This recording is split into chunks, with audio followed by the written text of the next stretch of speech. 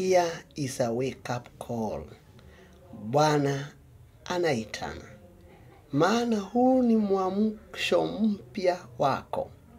You start paying attention kwa kile Bwana anazungumuza na maisha yako. Uanze kuwa alert spiritually. Usikuwe mtu ambaye amesinzia ama anasinzia. Licha ya kuwa kuna hali zinaweza kuwa zimeinuka, zimejitokeza katika maisha yako, za kukufinyilia, za kuleta delay katika maisha yako, za kuleta kung'ang'ana, you experience kung'ang'ana, kitu ambacho haujakuwa nacho kwa muda, lakini sasa kimetokezea.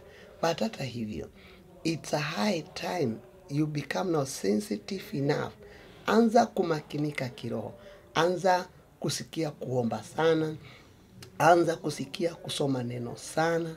Anza kusikia kutenga wakati wako mzuri na kutaka kujua vile nilivyo. Je, huwa nampendeza Bwana na maisha yangu na moyo wangu, nikiwa kwa kazi yangu, nikiwa kwa biashara yangu.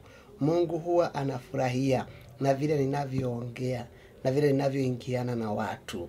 Je, ninapendeza Mungu vile ninachukuaga walio juu yangu? Huwa ninaombea huyu ameniajiri. Huwa ninamuombea, huwa ninamtakia mazuri.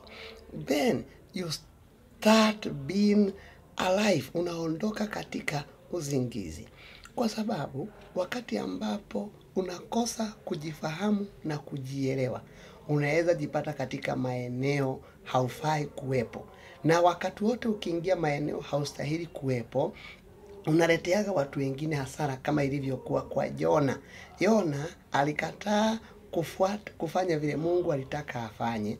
Akaenda katika maeneo hakufaa kupatikana. Akapelekea wale watu hasara.